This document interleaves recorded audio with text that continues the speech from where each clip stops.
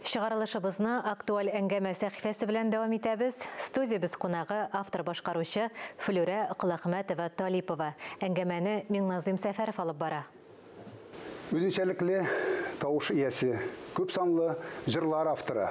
Үзе дә автор башкаручы, гармунчы һәм без белмәгән әллә никадәр сәләтләр иясе бүген безнең студиябызның кунагы Флюрә ханым Кылахмәтова Талипова.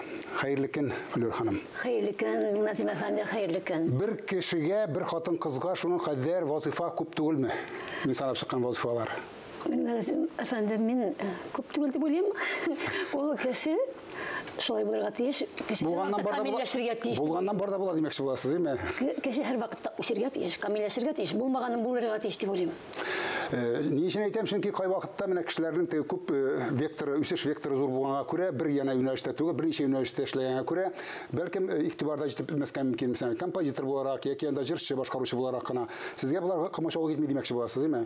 Юк, миңа бер генә дә камашаулык итми, чөнки мин һәр вакытта эзләнүдә, миңа нәрсәдер кирәк, нәрсәдер эшләргә кирәк, ниндидер яңалык үземдә ашырга кирәк, һәм минең яңа якларымны ачасым килә, шуңа күрә дә миңа бер генә дә камашауламый ул. Сез эстрадага укытучылыкны ташлап, авылны ташлап килгән кешеме?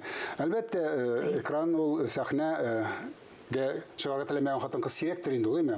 Танылырга теләмәгән хатын-кыз. Ләкин менә сез бу юлга нинди ният белән килеп кирдегез? Чөнки җырчылар бездә Аллага шөкер җитәрлек. Шуннан да һәр бер кеше сез әйткәндәй, һәр бер бала туганда ук моң белән туа. Һәр бер бала моң була ул. Татар баласы. Һәм инде шушы моңны ничектер чыгарга кирәк. Менә миңа Алла Тәгалә миңа ул моңны биргән димәк. Һәм инде мин кичкенәдән хыялландым. Шушы моңны эчендә яткан моңны чыгарга миңа бик күп теге шартлар булмаса да, бәлки үскән вакыттан инде барыбер үзлегемнән үсә үземнең аякка баса менә шулай шушы үземнең моңнарымны әкренләп чыгара килдем инде.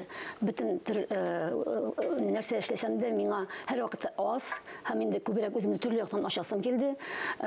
Шигырьләр язып карау дисеңме, көйләр җырлап карау дисеңме, көйләр язып карау дисеңме, гармунда уйный дисеңме, алар барысы да Мине һәр вакытта ул нәрсәдер итерә, эчке көч, Алла Тәгалә миңа шушы көчне биргән икән, мин аны чыгарга тиештер инде. Шуңа күрә язмышыма язылган димәкче буласыз. Язмышыма язылган шей, аны мин чыгарга һәм күрсәтергә, үземдә генә калдырырга түгел, халыкка ала җиткәргә тиештер дип уйлыйм. Күпсенне без әлбәттә татарның эстрадасында артистлар күп, шуннан да аларның тыңлаучылары да үзенең һәр кайсының үзенеке, әйме? Әлбәттә. Менә сезне ни өчен тыңлаучыларыгыз яраталар? Менә шуның сәбәбен беләсем килә. Чөнки социаль челтәрләрдән укыганда сезнең турыда гел менә сыкланып, яратып язылган комментарийларны күрдем мин.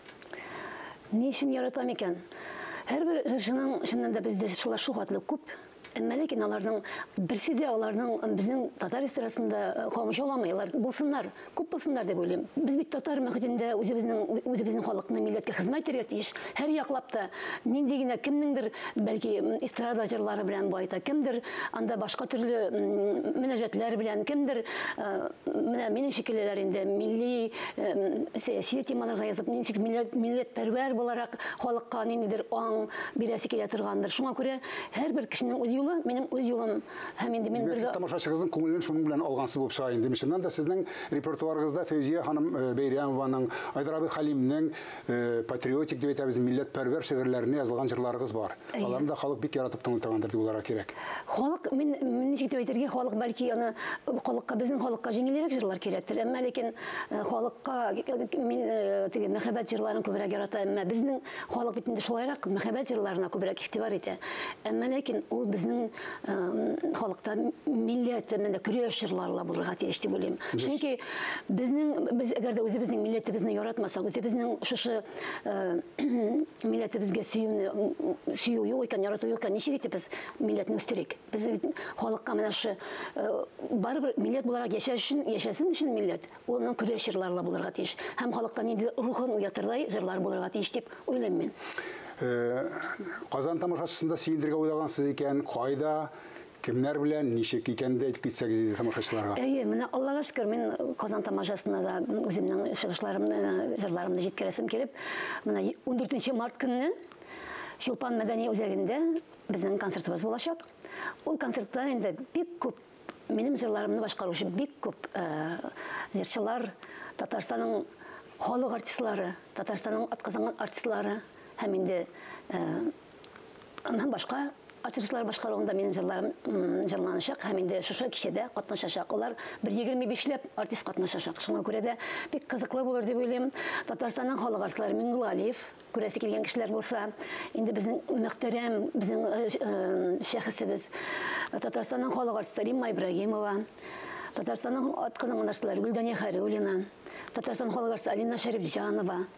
Һәм инде башка бик күп аларның исемнәрен санап тору бүген кирәк. Sizin җырларыгыз да бик күп. Минем җырларым да бик, аларның барысы да катнаша алмый әле. Монданың бер генә кичәге генә катнашачагы.